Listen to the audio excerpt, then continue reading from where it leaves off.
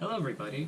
Today I would like to demonstrate my latest puzzle creation, and this one is actually a puzzle that has been requested of me for about a year and a half.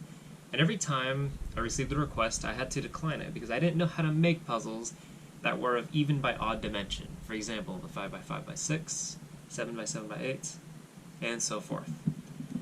But I finally figured out how to make an almost extensions-only version of the brick series puzzles.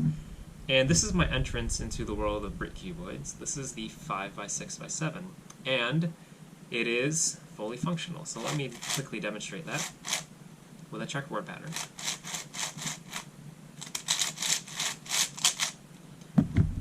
And as you can see, all of the layers on this puzzle turn. And these stickers are made by my friend who goes to Western Washington University, and they look great as usual.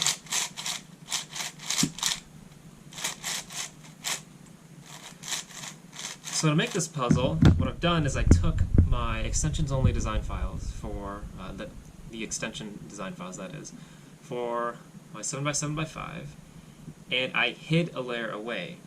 So instead of a 7x7x5, we end up with a 7x6x5, more colloquially known as the 5x6x7. And that hidden layer is in between these two layers, right here. So I've had to hide those away, and I've extended every layer thereafter half a cube inwards that direction. And this puzzle isn't actually extensions only. I did have to Dremel away at the corners and edge pieces, but that is only because I wanted to mitigate the, or actually decrease the overall size of the puzzle.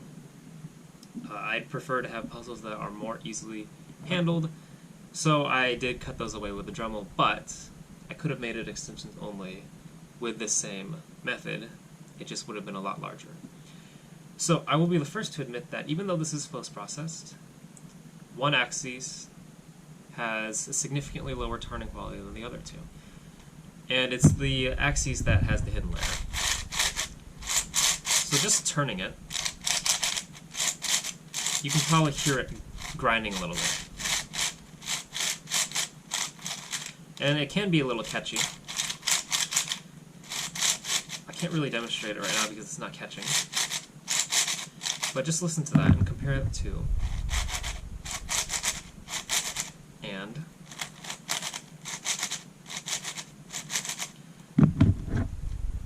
once again.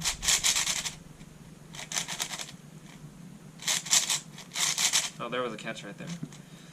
So even though it is post-processed, because there are so many parts that glide over one another, sometimes they don't glide, sometimes they catch. Just because there's a lot of overlapping parts on the interior. You can't see it from the exterior because they're all hidden, but it will catch a little bit. Oh, there's a catch right there. You can usually turn through it. Now, as for a size comparison, let's bring in a MoURS3. As I said, this puzzle is not that big. However, it is bigger than what would be like a 3x5x7, just because of the extensions I've had to do to hide the inner layer. And then for another size comparison, here's a 5x5.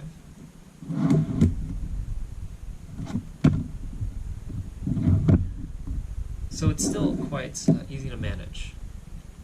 Now in terms of corner cutting, it's about the same quality as the other puzzles I have. The multi-layer cut looks fine. And it appears to basically be the same across all the layers, including the layers that have the hidden layer.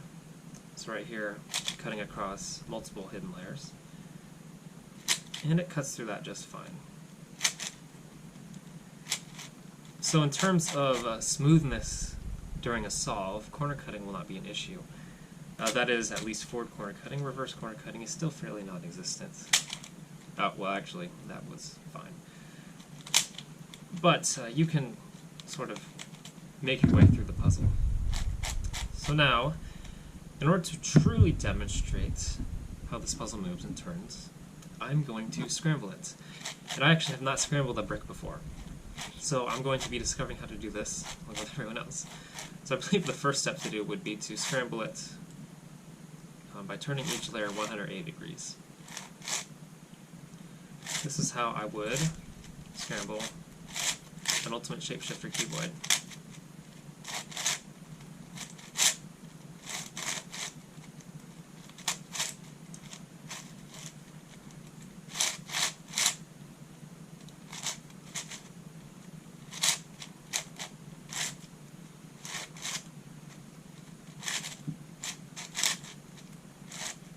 And this ensures just the most thorough scramble, since I'm not bandaging any layers together right now.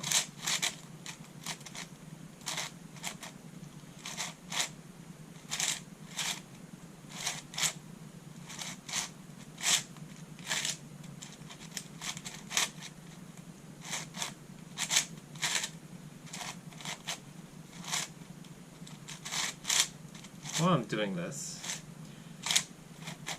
I will show you what makes the brick different from the shapeshifter cuboids. So, let me grab one real quick. I have here with me a 3x5x7. Let me just quickly remove it from shapeshifter state, checkerboard state. This is one of my personal puzzles. I only keep 2 for myself, and this is one of the 2. So, same orientation right here. If I turn the 3x5x7 in this direction, I'm turning the 3 side onto the 5 side. Let's use that terminology. And I can make that turn. It'll shapeshift through it. Now, if I do the same with a 5x6x7, and I turn the 5 side into the 6 side, that is even by odd. That will not turn. It will not go through that. You cannot turn even over odd. And in fact, if I turn the 5 side, or sorry, the 6 side over the 7 side, so equivalently with the 3x5x7, that's turning the 5 side onto the 7 side, it will turn through that just fine. For the 5x6x7, if I turn the 6 side onto the 7 side, once again, no turning will occur. It will just lock up. The only case where this will shapeshift is if I turn the 5 side onto the 7 side. Where is that? And that is going to be over here. That took too long for me to find. So equivalently on the 3x5x7, that would be like turning the 7 side onto the 5 side. Or sorry, the 3 side onto the... What am I doing here? I'm getting myself mixed up. The 3 side onto the 7 side. And of course, the ultimate shapeshifter shapeshifts in every direction, so that's no issue. And finally, on this puzzle, it's also no issue. And this is actually where we are going to continue our scramble. We will start shapeshifting in that direction. Actually, let me make sure. Is that correct? Is that what I want to do? Yeah, because that's the only thing I can do. So, we can now turn the blue and green sides, the 5x7 sides, we can start turning those by 90 degrees and continuing this scramble.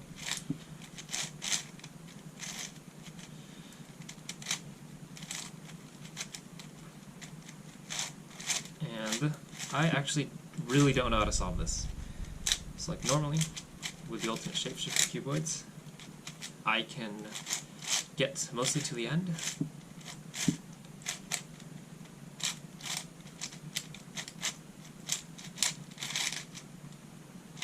and then take off a few pieces and put them back where they belong. However, with this puzzle, I truly don't know anything about the solving experience.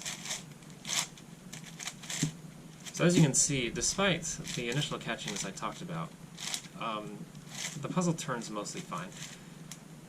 I just want to make very clear that it does not turn as well as the other puzzles out of the shop. In fact, it's probably the worst turning puzzle that I have.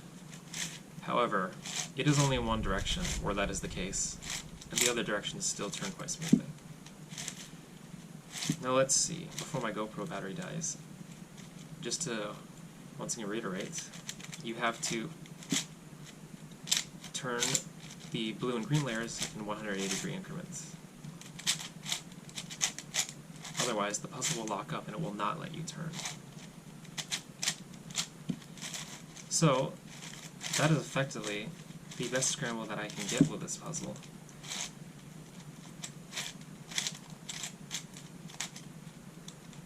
Since there are only since there's only shapeshifting in one direction, unlike all 3 directions like with the 3x5x7. I'm not going to scramble that puzzle up to show the difference. I have plenty of pictures of that on my Facebook page and my shop. But I think that's a sufficient scramble. more than enough for me who doesn't know how to solve it. But that is my video demonstration of my first brick puzzle, the 5x6x7. I hope you all enjoyed this video, and I will see you in the next one. There are more puzzles like this that will be coming soon. See you then.